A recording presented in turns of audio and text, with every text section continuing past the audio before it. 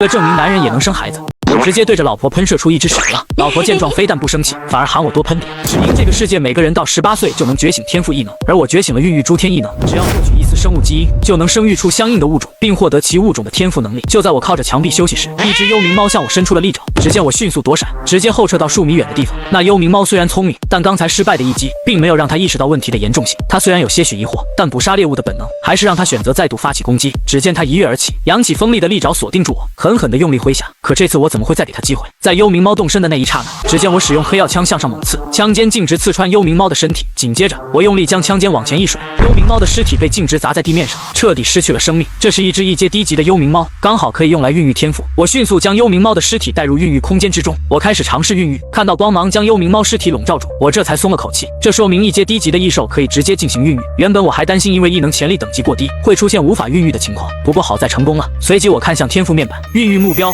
幽冥猫，品质1阶低级，孕育周期90天，孕育所需能量物质90，也就是说一次性提供180点能量物质，这只幽冥猫的分身就能立即孕育成功。现在拥有的能量物质数量是62，要凑够180点并不是什么难事，看来得赶紧前往黄色区域猎杀1阶的异兽。这第一次孕育真正的异兽分身，希望能带给我不一样的惊喜。就在我即将离开这个区域的时候，我看到一个5人小队往这里赶了过来。见状我赶忙停下步伐，因为在这个5人小队中，我看到了一个熟悉的人，孙南天。曾经只因为我是苏清雅的男朋友，就频繁找我麻烦的富家少爷，只不过有着苏清雅的家世背景，再加上我本身体术很强，所以这个孙南天虽然记恨我，但是也拿我没办法。他们这支小队不往黄色区域去猎杀异兽，跑来这里干什么？我悄然进入到附近的一幢居民楼中躲了起来，默默观察着孙南天这支小队的一举一动。随着距离逐渐靠近，我也听清了几人的对话。你确定这里有一股强大的异兽气息吗？我们已经浪费不少时间了。你所说的强大异兽呢？他在哪？孙南天面色阴沉地朝着其中一个男生问道。孙少，我确定你就算是不信我，也要相信我的天赋异能啊！我能够感知到方圆1公里内最强大的异兽气息，这里的那头最低也是1阶中级的实力。你要知道，要不是本少的队伍好心接纳你，以你那鸡肋的天赋异能，恐怕连1点综合分数也拿不到。所以你最好给我准一点，要不然本少的怒火可不是你能承受的。是，孙少，绝对不会错。那股气息越来越强烈，应该就在附近。我听着两人的对话，心中顿时震惊不已。原来在这靠近外围的绿色区域，竟然有1阶中级异兽，难怪我刚刚经过这个区域时没有发现其他异兽的身影。不过这孙南天所在的这支小队，竟然想要猎杀1阶中级异兽，还真是有些自信呢。难道是有什么隐藏手段？我不禁有些好奇。要知道，像我们这些才刚觉醒异能的考生，要想完成对1阶中级异兽的击杀，可谓是难度极大。就在此时，孙南天几人已经走进另一幢倒塌的住宅楼里，小队中的5人分散开来，组成防守阵势。而我迅速爬上高层，找到了一个合适的位置，能够清楚地观察到几人的举动。如果这里真有一只1阶中级异兽存在，或许我能当一只黄雀。然，倒塌的住宅楼里传来一道惊恐的声音：他在这里，是血斑蛇！大家快往后退，去空旷地带。孙南天作为小队队长，也赶紧开口指挥着。他朝着队里唯一的一个女生说道：刘芳，先给李浩仁施加急速效果，然后再给我们几人施加。李浩仁就是最先发现血斑蛇的人，他觉醒的是变换系天赋异能，能够将自身变换成一种被称为坦坦熊的异兽，具有超强的防御能力，所以被安排在队伍的最前方。而叫刘芳的那个女生，她觉醒的则是急速，可以选定目标施加急速效果。只见刘芳按照孙南天的指挥，立马给已经变身为坦坦熊状态的李浩仁施加了一个急速效果，接着又依次给其他几人施加上，动作很是麻利。几人很快来到外面的空旷地带，那条血斑蛇也紧追了出来。队长，我刚刚看到这条血斑蛇蜷缩的地方有好几枚蛇蛋，应该刚产下不久，现在正是他虚弱的时候。李浩仁大喊道：那还等什么？趁他病赶紧要他命！孙南天居然准备主动发起攻击。与此同时，在他们区域的上空中，2架无人机正全程拍摄着下方的画面，而正站在住宅高处的我也注意到了天空中的那2架无人机，其中1架还正对着我在进行拍摄。看着无人机上的高清摄像头，我脸上露出尴尬的笑容。嗨，面对着镜头，我本能的伸出手打了声招呼，不过心情却像是偷情被捉奸了一般难受。原本以为能躲在暗处当个老六，可没想到的是，我的所作所为竟然全部都被无人机拍了下来。这也意味着此时有不少双眼睛正目睹着我的一切行为。要是自己帅气猎杀异兽的场景被直播也就算了，毕竟我也不准备隐藏自己的实力。可是现在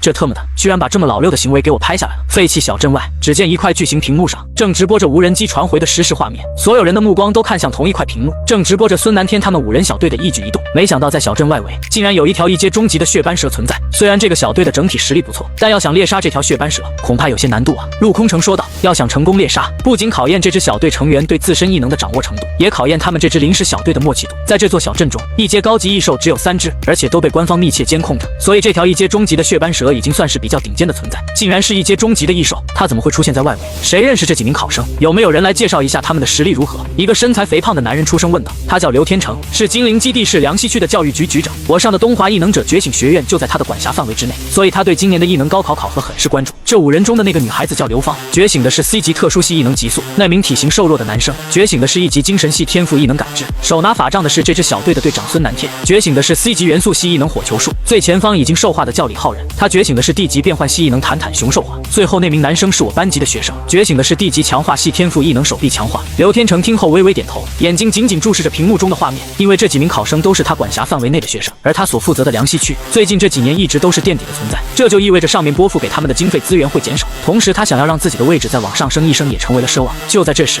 屏幕中的画面中突然切出一个分屏直播，只见一幢住宅的楼顶有一道身影正默默观察着下方，突然像是发现了什么一般，这道身影猛然抬头望了过来，发现了正在拍摄他的无人机。废墟小镇外，李金兰看到屏幕中的那张脸时，他懵逼了。其他人可能不认识这张脸，但他作为林一鸣的班主任，怎么可能会不认识？这林一鸣觉醒的可是 F 级的天赋异能啊，他怎么敢呢？就算孙南天他们没有成功猎杀这头异阶终极的血斑蛇，但那也不是他可以捡漏的呀，这不是纯纯送死吗？这小子的排名居然是中下水准，竟然比一些觉醒地级异能的考生还要高，这让他更加懵逼了。通过无人机传回的画面，林一鸣应该是独自进行的考核，并没有选择与其他人组成小队，这就说明他的名次完全是靠自己冲上去的。想到这，李金兰摇了摇头，瞬间否定了这个想法。怎么可能 ？F 级的特殊系异能本就不具备战斗能力，就算他的体术出色，也不可能在这么短的时间内取得这么多的分数和排名，一定是这小子运气好，碰巧遇到不少快要死亡的异兽。李金兰在心里暗暗想到。与此同时，周围都在议论我的天赋异能和实力。他叫林一鸣，是我班级里的学生。李金兰开口说道，他的体术要强于不少人，而且枪法出色，只是他觉醒的异能弱得可怜，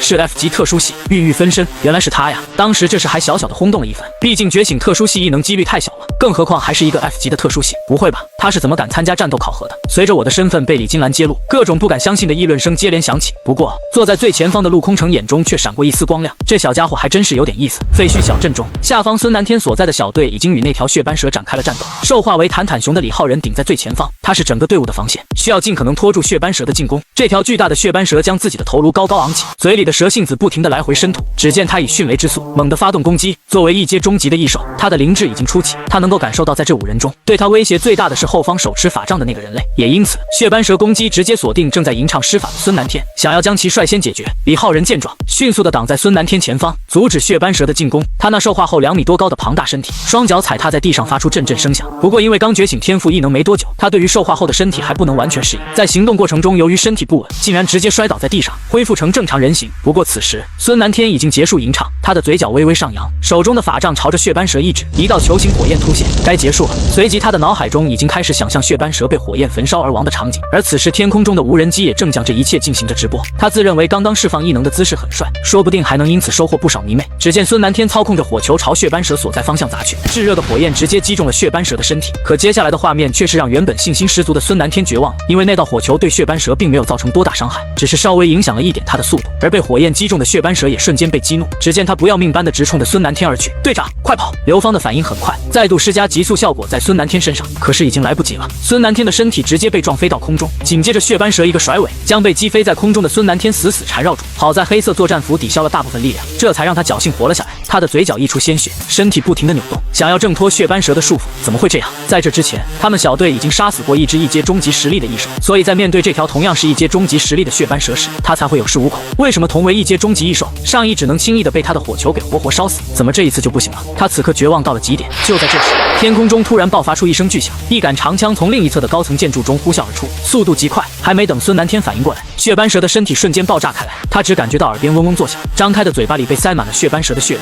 令他忍不住作呕。废墟小镇外的指挥室里，当看到被一杆长枪直接爆头的血斑蛇，所有人都懵了。刚安排完救援小队的陆空城也是一愣，陆总指挥，这是什么情况？刘天成疑惑地问道。陆空城摇摇头回答道，不是我派去的人，应该是参与考核的某个考生。此话一出，在场的所有人瞬间炸锅，怎么可能？除非是排名前列的那几位考生，可是他们都不在这个区域活动了，那到底是谁？难道是那个 F 级异能的考生吗？你脑子坏掉了呀！我宁愿更相信是这血斑蛇自爆了。如果我没记错的话，之前拍摄到的直播画面中，这个叫林一鸣的考生身后的确背负了一杆黑曜枪。废墟小镇中，我大喘着粗气，刚刚那一击是我目前为止能发挥出的最强一击，现在我感觉整个人都要被掏空了。看着被一击秒杀的血斑蛇，我对于这个结果非常满意。仅凭借纯粹的肉体力量就能击杀一阶终极异兽，这在历届战斗考核中都是十分逆天的存在。我原本是不准备出手的，孙南天的死活与我又有什么关系？可是转念一想，自己刚刚已经被无人机拍摄到在现场，而他接下来也不准备在这场考核中隐藏自己的实力，毕竟他是要冲击整体排名的。如果这个时候不出手相助，在考核结束后难免会落个见死不救的骂名。这是怎么回事？怎么会凭空出现一杆黑曜枪？血斑蛇直接被爆头了，太恐怖了！难道是队长隐藏的手段吗？此时的孙南天还在不停的呕吐着。林一鸣，你怎么会在这？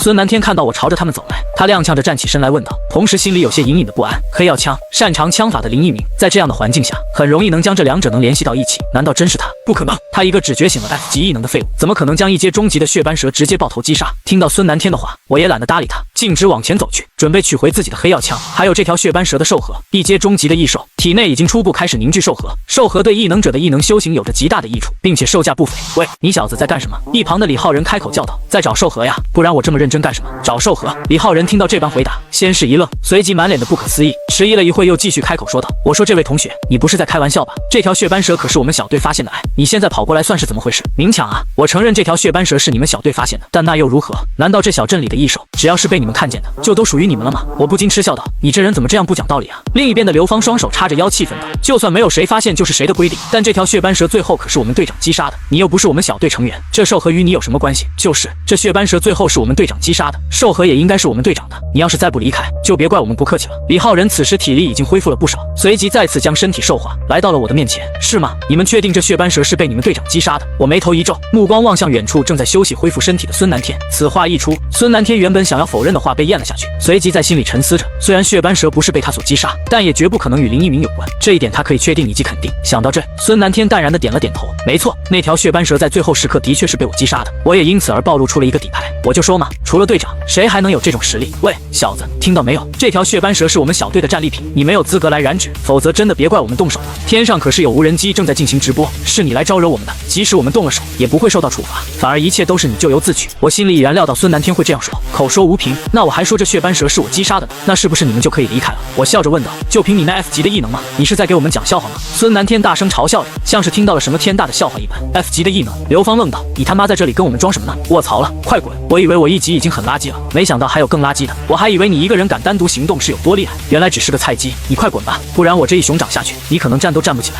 其他几人也接连嘲讽道，他们都没想到这突然出现的人竟然只有 F 级的异能，这种实力竟然敢明目张胆的跟他们抢血斑蛇的兽核，怕不是脑子坏掉了。孙南天这时走到我的面前，用只有我们两人可以听到的声音低声讥讽道，没实力就不要硬装，不然装了也不会有人信，懂吗？随即又看向其他人，露出无奈的表情说道，只可惜刚刚那一击已经消耗了我所有的体力，要不然我还能再施展一次给大家看看。不过既然林一鸣执意说这条血斑蛇是他击杀的，那我们大家就给他一次证明的机会如何？孙南天这一提议一出，立马得到其他几人的赞同，我看行，要不然别人还以为我们小队欺负一个 F 级的垃圾，我看还是直接让他走吧，毕竟这是在全程直播呢，别让他最后下不了台，很伤自尊心的。刘芳，你的好心别人可不一定接受啊，他既然敢装，那就应该承担后果，大家可都是成年人，该为自己所说的话负责任。来吧，尽情施展你那 F 级的异能吧。孙南天呵呵一笑，不停的挖苦嘲笑着，而我此时则是淡然的看着孙南天，丝毫不慌张。不过既然对方想让我下不了台，那就不好意思了，今天的确有个要下不了台的人，但绝对不会是我林一鸣，我要是施展出来怎么办？这血斑蛇本就是我击杀的，兽核自然应该归我，但再施展一次刚刚的技能，对体力和精神力的消耗可是很大的，这个你们准备怎么补偿我？孙南天看到我一直拖延着时间，心里更加确定我是在虚张声势，原本还剩的一点担忧瞬间消散，随即露出一抹邪笑，若这血斑蛇真是你击杀的，那作为小队的队长，我亲自向你道歉。他停顿了一下，接着说道，并且我跪在地上叫你一声爹，不过若不是你击杀的，那你就跪下来叫我一声爹。